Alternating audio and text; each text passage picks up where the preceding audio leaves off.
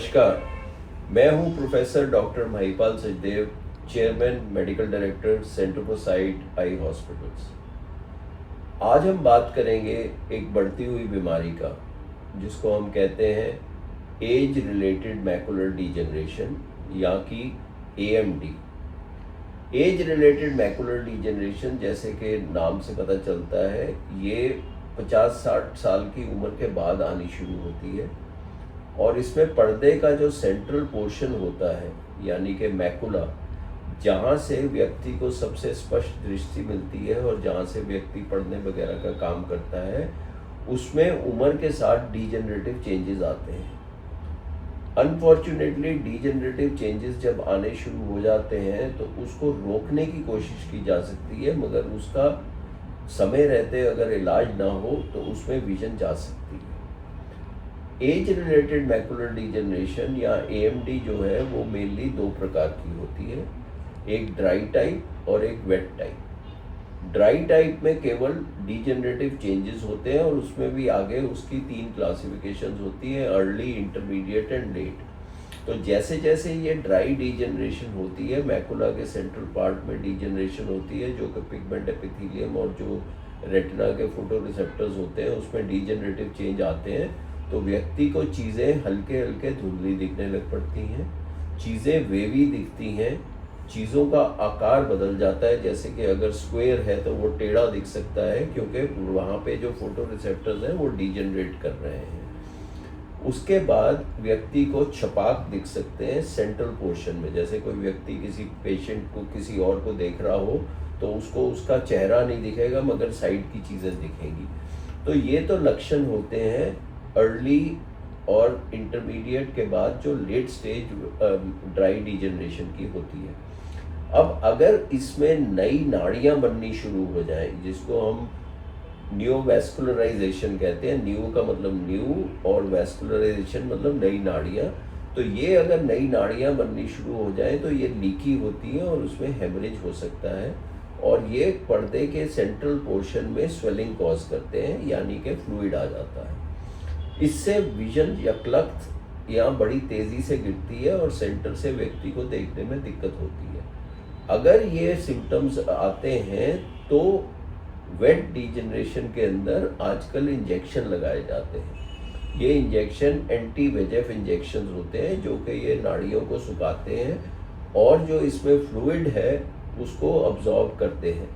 ये जो इंजेक्शन है ये ओरिजिनली जब स्टार्ट हुए थे तो ये कोलोनिक कैंसर, कोलोन के कैंसर के लिए थे, मगर अब फ्रैक्शनेट करके ये जो इंजेक्शन है ये आँख के लिए स्पेसिफिकली बने हैं। अब ये कहने की बात है कि अगर एक बार इंजेक्शन लगा लिया तो काम खत्म हो गया, जी नहीं, ये प्रक्रिया चलती रहती है और जब तक अगर आपका स्वेलिंग इतना है तो उसको आपने कम किया और छोड़ दिया इंजेक्शन तो वापस रिबाउंड करके आएगी, तो इंजेक्शन से उसको बार बार नीचे तक लाना पड़ता है। अब ये स्वेलिंग पता कैसे चलती है डॉक्टर को? सबसे पहले तो आप सिम्टम्स लेके आएंगे कि हमें चीज़ें टेढ़ी दिख रही हैं, वेवी दिख रही हैं, सेंटर से साफ नहीं दिख रही हैं, और हम एक टेस्ट करते हैं जिससे कि हम पर्दे को देखते हैं, ऑप्थेल्मोस्कोपी कहते हैं। उसके बाद एक जैसे OCT टेस्ट होता है, जैसे कि आप एक कैट स्कैन या स्कैन लेते हैं, वैसे ही आई के लाइट के ज़रिए पर्दे का एक सेंटर का स्कैन लिया जाता है, जिसको हम OCT कहते हैं। इससे हमें स्वेलिंग साफ तौर पे पता चल जाती है और ये हमारे को एक तो डायग्नोसिस के लिए और फर्दर प्रोग्रेशन को देखने के लिए ये काम आती है कि हम सीरियल फोटोग्राफ्स लेके उसको आगे देख सकते हैं। तो इसके अंदर ये जो इंजेक्शन है ये बार बार लगाने की ज़रूरत पड़ती है। जब ओरिजिनल इंजेक्शन्स आए थे वो बहुत महंगे थे, अब उसके बायोसिमिलर्स आ गए हैं और ये इंजेक्शन इंडिया में भी अब बन रहे हैं। तो इसमें डिफरेंट मॉलिक्यूल्स आ रहे हैं और इसमें आगे रिसर्च हो रही है कि नॉर्मली ये इंजेक्शन जो हर महीने के बाद लगने की ज़रूरत होती है, ये 3 माह या 6 माह तक ये काम करे। अब एक और सवाल उठता है कि AMD से बचने के लिए क्या किया जाए?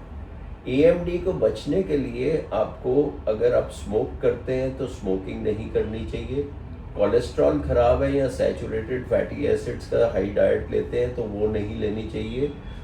UV लाइट से ये AMD के होने के चांसेस ज़्यादा हैं और जेनेटिक फैक्टर्स भी प्ले करते हैं पार्ट, उसका तो खैर हम कुछ नहीं कर सकते, मगर ये सारी चीज़ों का अगर एहतियात बरता जाए और साथ में ओमेगा 3 फैटी एसिड्स, मिनरल्स और वाइटामिन की अगर डाइट ली जाए, जिसको एरेड्स फार्मूला के कैप्सूल होते हैं वो दिए जाए, तो उससे इसकी प्रोग्रेशन कम हो सकती है या रुक सकती है।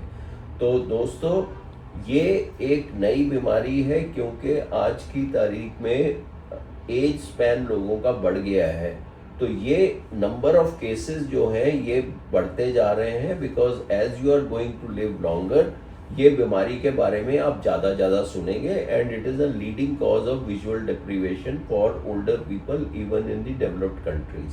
तो एएमडी से आप सचेत रहिए। एएमडी को अगर कोई लक्षण होते हैं आपके, तो आप डॉक्टर के पास आइए और उसका ट्रीटमेंट लीजिए। एक पहले और ट्रीटमेंट भी होता था जिसको हम लेज़र से फोटोडायनेमिक थेरेपी कहते हैं, बट वो आजकल भी करते हैं, but it has fallen out of disrepute. The main stay of AMD today is to give anti-VEGF injections very close to the retina into the vitreal, so into the vitreous, जो कि jelly होती है आई की, जिसको हम intravitreal एंटी-VEGF injections बोलते हैं।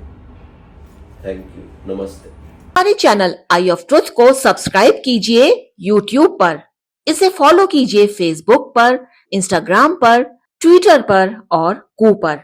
हमारे चैनल के बारे में फीडबैक देने के लिए हमें मेल कीजिए ioftruth.6@gmail.com पर।